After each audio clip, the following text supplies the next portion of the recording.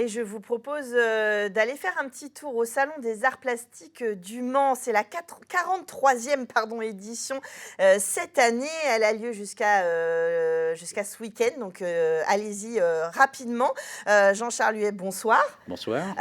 Vous êtes le président, vous organisez ce salon et vous êtes venu accompagné de Sylvie Gouet-Masseler. Bonsoir. Bonsoir. Vous êtes professeur des écoles et vous intervenez en tant que spécialiste sur les ateliers d'art plastique. Vous allez nous en parler.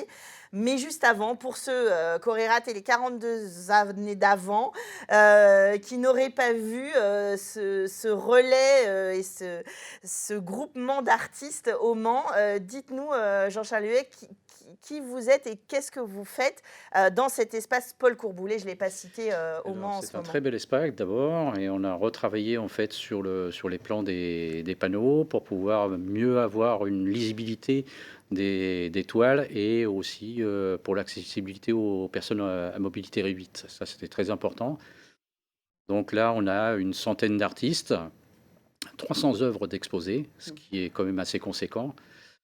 Et puis après, 2 ans de coupure due à la pandémie, eh ben, on est très heureux de pouvoir reproposer au public vraiment de très très belles œuvres. Alors, c'est vrai, on le sait, ça a été des années un petit peu difficiles où justement le bout de la chaîne, l'exposition, la vente aussi et les échanges, la rencontre avec le public et les échanges entre vous.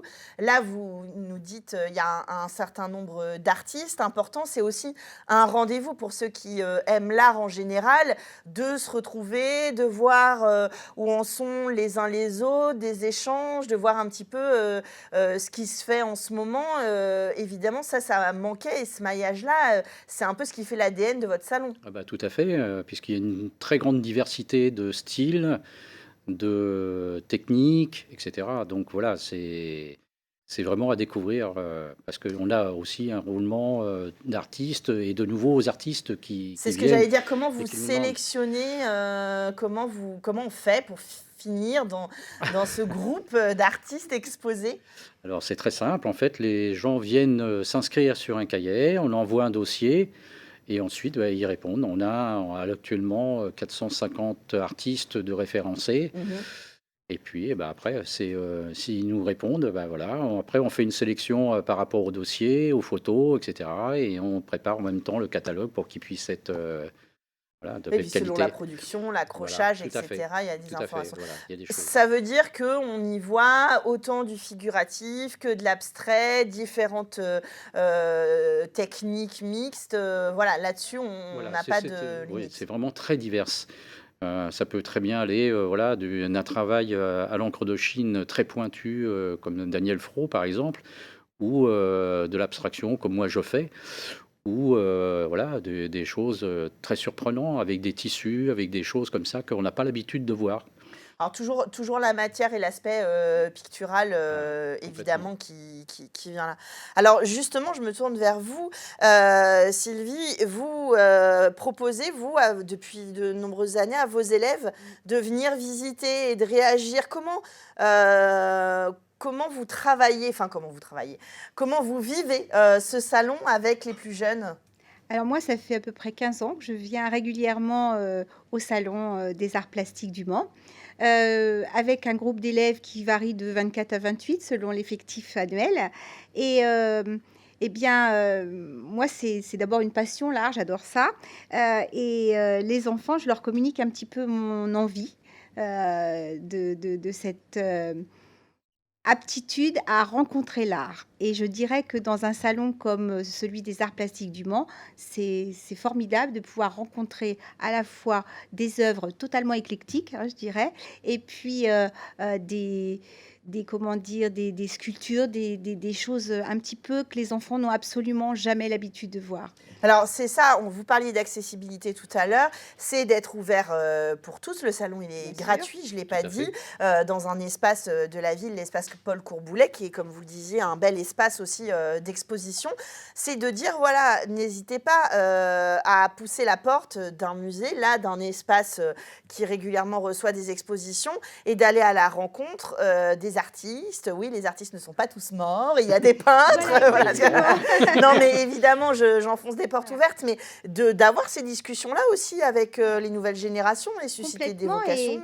Et en classe, c'est important de pouvoir leur parler, effectivement, que tous les artistes ne sont pas morts. Parce que souvent, effectivement, malheureusement, ceux Oui, qu'on ceux qui sont étudie, rentrés déjà dans voilà, l'histoire, évidemment. exactement. Mais là, non. Et j'avoue que les enfants, bien, en janvier, quand nous y sommes allés, enfin, juste après l'ouverture, pardon, eh bien, les enfants sont rentrés, ont fait waouh!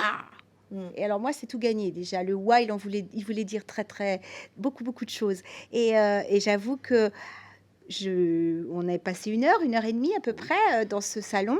Et moi, je fais tout un travail après sur ça. C'est-à-dire que je prends les enfants en photo avec l'œuvre qu'ils ont préférée, généralement. Et après, ça donne une production écrite. Donc, c'est vraiment un travail, je dirais, pédagogique Ouais. avant tout. Et qu'est-ce qu'on en fait? On écrit, on Voilà, dessine, on en exactement. parle, comment on le ressent? Voilà, et comment on le ressent? C'est vraiment éveiller leur curiosité au maximum, l'ouverture des représentations qu'ils peuvent se faire du monde réel, imaginaire, fictif. Et je dirais que c'est vraiment très important pour moi de les emmener. D'abord, vous disiez, effectivement, c'est gratuit.